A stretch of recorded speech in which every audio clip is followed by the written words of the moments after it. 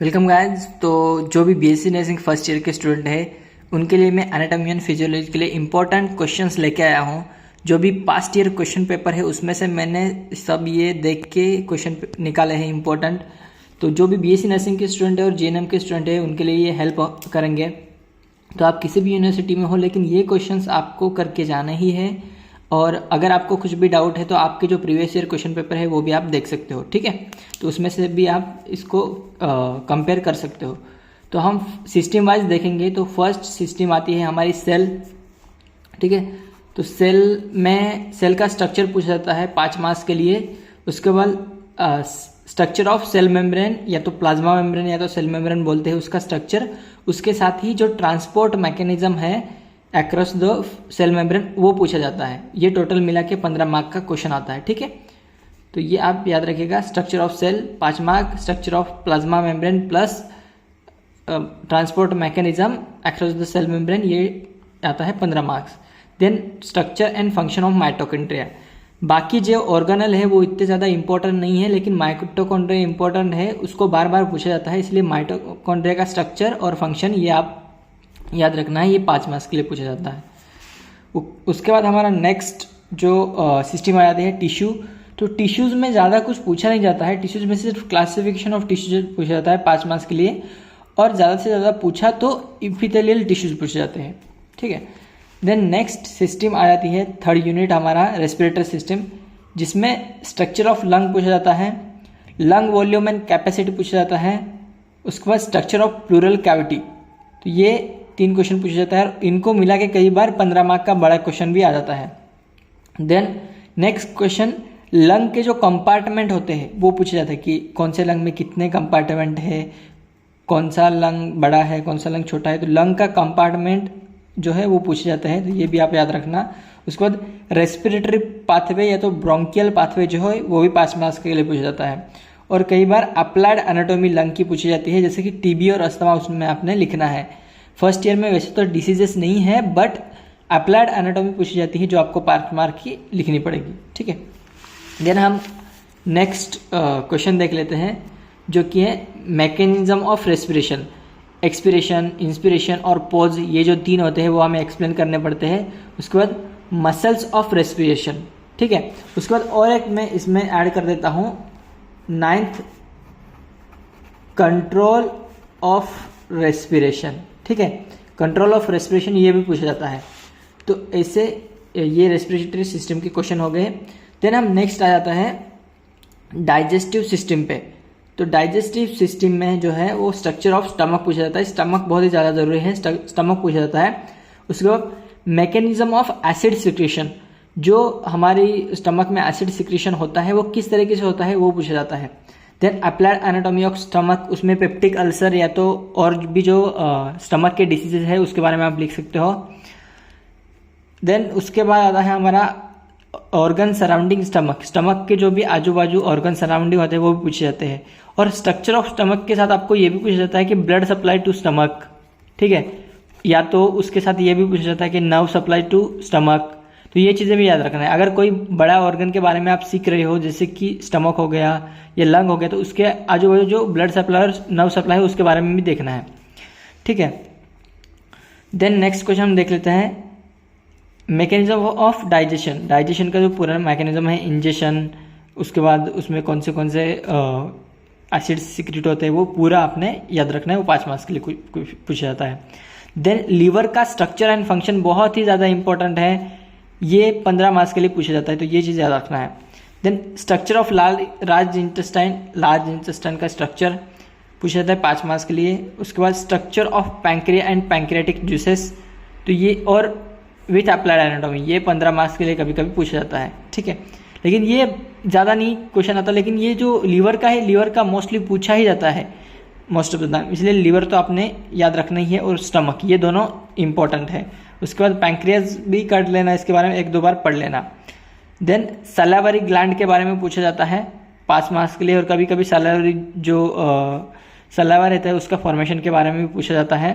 सलावरी glands और उसका function क्या होता है, मतलब एसिड जो अपना सलावा होता है वो कैसे प्रोड्यूस होता है वो पूछा जाता है, ठीक है।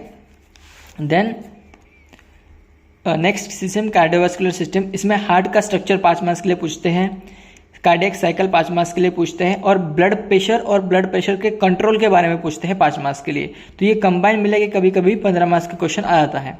ठीक है, देन ईसीजी के बारे में पूछ लेते हैं कि ईसीजी क्या है, उसके बारे में एक्सप्लेन करो। Coronary blood circulation most important, coronary blood circulation पूछते हैं कई बार। देन पोर्टर ब्लड सर्कुलेशन, जो हमारे पेट में ब्लड सर्कुलेशन किस तरीके से होता है उसके बारे में पूछा जाता है। देन पेस मेकर, जो हार्ट का, कई बार क्या पूछते हैं, एवी नोड, या तो एवी नोड पूछ लेंगे या तो एसए नोड पूछ लेंगे, आर्टरोवेंट्रिकुलर नोड या तो सिनो आर्टेरियल नोड, ये दोनों पूछ लेते हैं। या तो पेस मेकर के बारे में पूछ लेंगे, और पेस मेकर डिवाइस क्या होता है, किस तरीके से काम करता है, ये भी पूछ लेते हैं। ठीक है, तो ये हो गया हमारा कार्डियोवास्कुलर सिस्टम के बारे में। देन हमारी सिस्टम आ जाती है मस्कुलोस्केलेटम। तो इसमें जो मेन इंपॉर्टेंट बोन्स है वही आपने करना है। फीमर 5 मार्क्स के लिए आ जाता है, फीमर मतलब थाई बोन हमारा। ह्यूमरस 5 मार्क्स के लिए आता है। पेल्विक बोन 5 मार्क्स के लिए। वर्टेब्रा और वर्टेब्रल कॉलम पूरा करना है, वो 5 और 15 मार्क्स के लिए आ सकता है। उसके बाद स्कैपुला, क्लेविकल 5 मार्क्स के लिए। Mechanism of bone healing and bone formation, mechanism of bone healing and bone formation कभी कभी 15 मार्क्स के लिए भी आ सकता है। क्लासिफिकेशन ऑफ बोन 5 मार्क्स के लिए आता है। स्टेरनम और रिब्स, ठीक है, तो ये 5 मार्क्स के लिए आ सकता है। उसके बाद मसल्स में हमने क्या करना है, deltoid muscle most important 5 marks के लिए। ग्लूटियस मैक्सिमस और ग्लूटियस मिनिमम, तो जो थाई के मसल है वो आपने करना ही है, वो दोनों को मिला के 15 मार्क्स के भी आ सकते हैं। ठीक है, सार्टोरियस मसल जो लॉन्गेस्ट मसल है ये भी पूछा जाता है 5 मार्क्स के लिए। स्टेरोनोमास्टोइड मसल ये भी पूछा जाता है 5 मार्क्स के लिए। और फ्यूमोरल ट्रायंगल, ये तो कितनी तो बार पूछा है 5 मार्क्स के लिए। ठीक है, उसके बाद जो मस्कुलोस्केलेटल सिस्टम है उसमें और एक चीज़ पूछी जाती है, मोमेंट ऑफ द बॉडी, जो मसल और बोन मिला के जो मोमेंट होता है वो भी पूछ लेते हैं कि मोमेंट ऑफ द बॉडी कैसी होती है। ठीक है, तो ये भी आपने करना है साथ में। One more question, moment of the body, moment of body.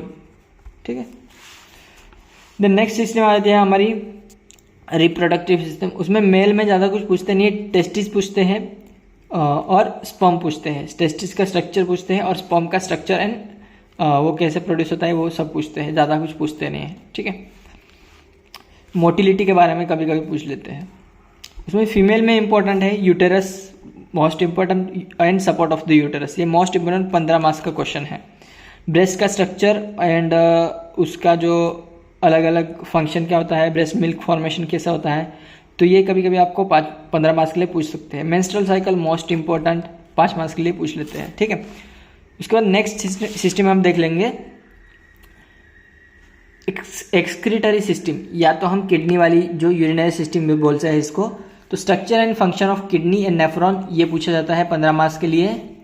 Mechanism of urine formation 5 marks के लिए। ग्लोमेरुलर फिल्ट्रेशन रेट 5 मार्क्स के लिए। Factor affecting urine formation 5 marks के लिए। और कंपोजिशन ऑफ यूरिन ये 5 मार्क्स के लिए। साथ में इन कोई तो क्वेश्चन के साथ में ये मिला के आपको दे देंगे, तो इसलिए ये क्वेश्चन याद रखना है। किडनी का structure, nephron, mechanism of urine formation, factor affecting urine formation और कंपोजिशन ऑफ यूरिन। ठीक है, नेक्स्ट सिस्टम एंडोक्राइन सिस्टम। इसमें ज़्यादा तो पूछते नहीं है, बट इम्पॉर्टेंट है पिट्यूटरी ग्लैंड और उसके हार्मोन्स, और थायराइड ग्लैंड और उसके हार्मोन, ये 15 मार्क्स के लिए पूछते हैं। ये दोनों ग्लैंड ही ज़्यादा इंपॉर्टेंट है, बाकी ग्लैंड्स तो इतने ज़्यादा पूछते हैं नहीं। और नेगेटिव फीडबैक मैकेनिज्म भी पढ़ लेना, ये बहुत ही इंपॉर्टेंट है। ज़्यादा आता नहीं है बट ये इंपॉर्टेंट है, क्योंकि अगर आप नेगेटिव फीडबैक मैकेनिज्म समझ जाते हो तो बॉडी में, अपनी बॉडी में अपन को प्यास कैसे लगती है, अपन को भूख कैसे लगती है, तो बहुत सारी चीज़ें आपको पता चल जाएगी कि हमारी बॉडी एक्चुअल में वर्क कैसे करती है। नेगेटिव फीडबैक मैकेनिज्म की वजह से आपको पता चलेगा। देन लिम्फेटिक सिस्टम में स्प्लीन और लिम्फ नोड के बारे में पढ़ लेना। स्प्लीन 5 मार्क्स के लिए और लिम्फेटिक नोड 5 मार्क्स के लिए। स्ट्रक्चर एंड फंक्शन पूछ लेते हैं। ईएनटी में ईयर कर लेना, उस ईयर का जो स्ट्रक्चर होता है और मैकेनिज्म ऑफ हियरिंग। आई का स्ट्रक्चर और जो विजन है उसके बारे में पढ़ लेना। टीथ 5 मार्क्स के लिए पूछते हैं। इसमें सबसे ज़्यादा इंपॉर्टेंट आई है, आई के बारे में ज़्यादा पूछा जाता है। ये दोनों के बारे में इतना नहीं पूछा जाता, फिर भी ये कर लेना। स्किन स्ट्रक्चर एंड फंक्शन ये बहुत ज़्यादा इंपॉर्टेंट है, पूछा जाता है। जो nervous system, CSF most important cerebral fluid है उसके बारे में बहुत ज़्यादा पूछा जाता है, ठीक है। सेरेब्रम और सेरेबेलम, इसका स्ट्रक्चर एंड फंक्शन पूरा करना, जो भी इसके पार्ट है सेरेब्रम के सेरेबेलम के कौन से पार्ट है, पैरेटल लोब, अलग अलग लोब जो है वो पूरे के पूरे करना, उनका अलग अलग फंक्शन क्या होता है वो भी करना, ठीक है। उसके बाद जो मेनिंजेस होते हैं हमारे, जो मैटर होते हैं पाया, ड्यूरा, एरेक्नॉइड वगैरह, तो उनके बारे में पढ़ना। कवरिंग ऑफ द ब्रेन या तो स्पाइनल कॉर्ड, ये पूछा जाता है, ठीक है। इसका अलग अलग व्यूज आता है तो उसके बारे में पढ़ना, मेनिंजेस को डिटेल में पढ़ना, ठीक है। देन न्यूरॉन्स के बारे में 5 मार्क्स के लिए पूछते हैं, स्पाइनल कॉर्ड के लिए पूछते हैं, वॉलेंटरी एंड इनवॉलेंटरी जो मैकेनिज्म होता है हमारी बॉडी में किस तरीके से कंट्रोल होता है उसके बारे में पूछते हैं, प्लस हाइपोथैलेमस। तो ये जो टोटल था हमारा एनाटॉमी का इंपॉर्टेंट क्वेश्चंस है first year basic BSc nursing के लिए। इसके साथ ही अगर आप जीएनएम भी कर रहे हो तो भी आपको यूजफुल रहेंगे। तो वीडियो अगर अच्छा लगा हो तो कमेंट जरूर कर देना। अगर आपको और भी जो सब्जेक्ट है उनकी वीडियो चाहिए है तो मैं इस चैनल पे जरूर लाऊंगा। अगर आपका अच्छा रिप्लाई आया तो जरूर हम आगे लाएंगे। और अगर आपको पेपर किस तरीके से लिखना है ये नहीं पता है तो ऑलरेडी इसी चैनल पे पेपर प्रेजेंटेशन का जो वीडियो है वो दिया हुआ है। अगर आप कम भी पढ़ाई करते हो लेकिन पेपर प्रेजेंटेशन अगर आपको पता है तो आप पास हो जाओगे। इसलिए लिंक जो है वो कमेंट बॉक्स में है इसी वीडियो के, तो जाके ज़रूर देखना। तो मिलते हैं अगले वीडियो में, तब तक इस चैनल को सब्सक्राइब जरूर कर देना, सब्सक्राइब करना, लाइक जरूर कर देना। तो मिलते हैं अगले वीडियो में, तब तक के लिए जय हिंद।